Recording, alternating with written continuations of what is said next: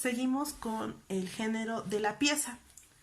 La pieza es un género un poco complicado porque denuncia, porque hace crítica y sintetiza de manera, determina las clases sociales. Eso lo estigmatiza muchísimo la pieza. Tiene personajes que aparentemente son comunes, que no hay como una situación tan rebuscada. Sin embargo, a la vez, esta parte de que son comunes, por dentro llevan conflictos, ¿no? Que todo lo que representa llevan conflictos. Su anécdota muestra que dentro de estos conflictos cotidianos se extraen conclusiones y que transforman la vida del personaje, ¿no? Que no son como nos los mencionan. Ejemplos, por ejemplo, de la pieza, pues automáticamente cuando hablamos de la pieza hablamos de personajes que quizá rayan en lo psicológico, ¿no? Psicológico, perdón, que son personajes aparentemente sencillos pero tienen una transgresión, que tienen un conflicto. Vamos a ponerles por ejemplo, quizá ustedes ya vieron esta película de El Cisne Negro. Bueno, pues en El Cisne Negro hay una complejidad de un personaje. Aparentemente es una chica que quiere un personaje, que quiere bailar, que se sacrifica, que se esfuerza. Sin embargo, vamos viendo en el desarrollo y la transición de esta película que su personaje tiene un conflicto verdaderamente serio y que es real y que tiene una situación psicológica grave. Lo vamos viendo conforme va desarrollándose la historia. Igual podemos hablar de otras películas que tengan este tipo de índole, como Birdman o este tipo de películas que rayan en cosas muy psicológicas y la trama puede ser muy sencilla pero que tiene un trasfondo, ¿no? Por ejemplo, la película de Roma también es como una especie de pieza porque, bueno, tiene un conflicto cotidiano. Sin embargo, hay personajes que están en trasfondo, que están teniendo una situación de transformación, donde se denuncia, se evidencia las clases sociales, se evidencia todo. Entonces, bueno, este tipo de géneros teatrales llegan a ser muy complejos. En el caso, por ejemplo, de un actor, para representarlo, bueno, pues tiene que hacer un trabajo exhaustivo, o si no exhaustivo, pues muy importante de investigación para poder llegar al personaje, ¿no? Para poder llegar a realizarlo.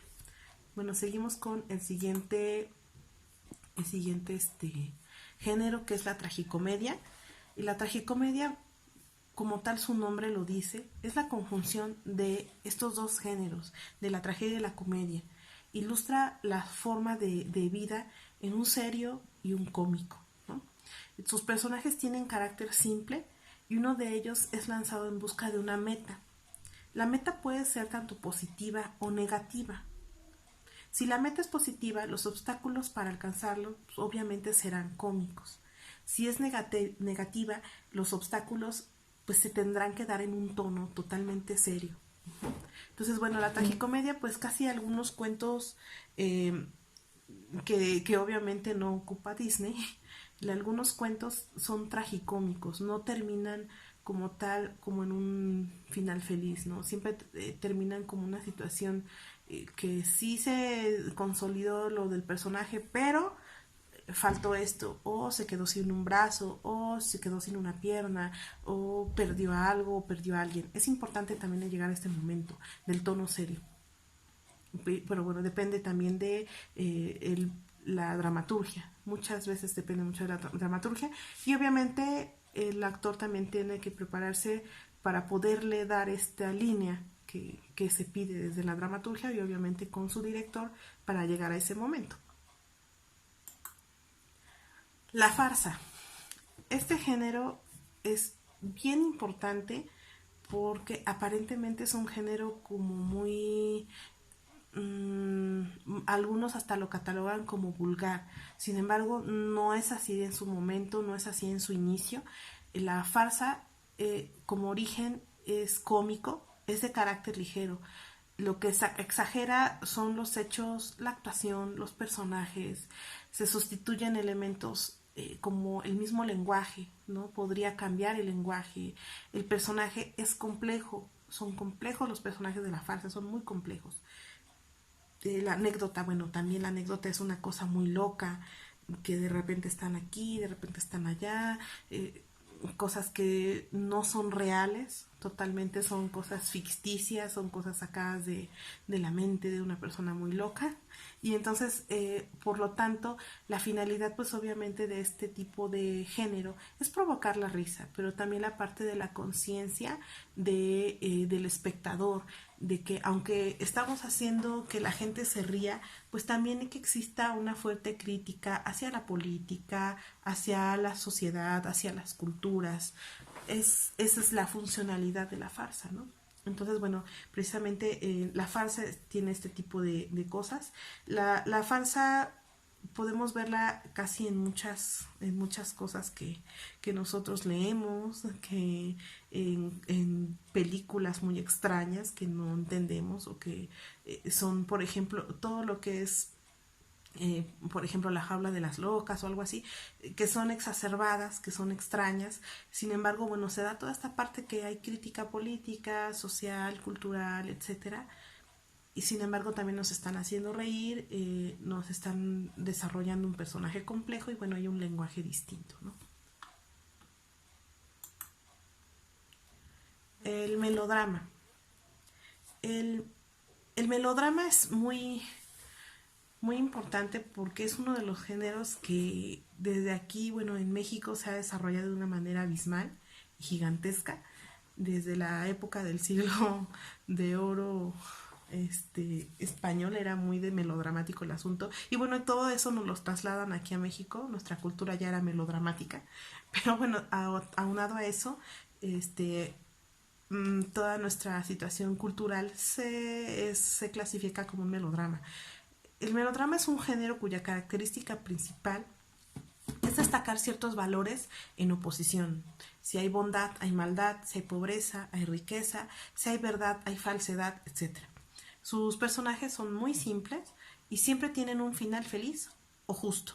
Siempre, siempre, siempre. Y casi por lo regular todas las telenovelas que nuestra familia desarrolla, todo eso, que ve, que observan en todos lados, hasta las películas de México, son melodramáticas, tienden a tener este tipo de conductas los personajes y obviamente de final feliz, ¿no? O justo.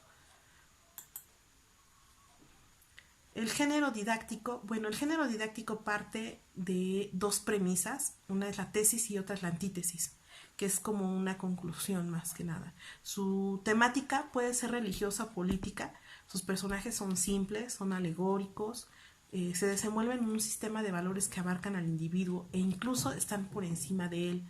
En este género se evoca de forma inmediata a la reflexión al tema, ¿no? Dejando una enseñanza al espectador. Y bueno, a grandes rasgos, pues esto sería lo de los géneros.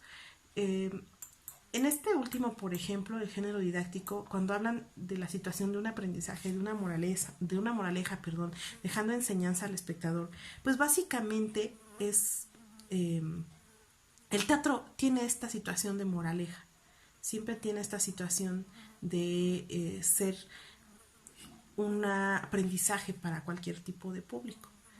El género didáctico, por ejemplo, a nosotros que desarrollamos la docencia, pues nos puede funcionar bien como una situación de aprendizaje inmediato. Si nosotros queremos que nuestros alumnos aprendan de manera inmediata algo, cualquier tema, cualquier cosa, la manera de teatralizar a este tipo de temas, a ellos les genera un aprendizaje de manera inmediata prácticamente.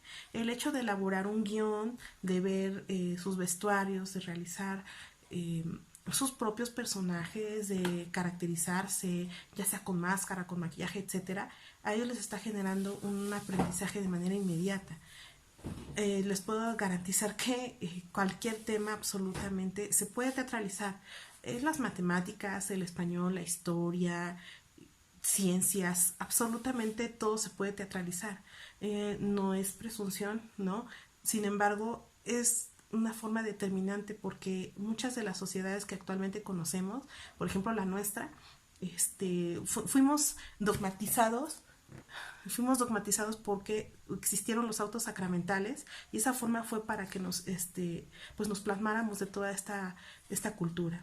Y bueno, esto fue todo por el día de hoy. Muchísimas gracias. Espero verlos pronto. Espero sus tareas. Cuídense mucho. Que estén maravillosamente bien. Gracias.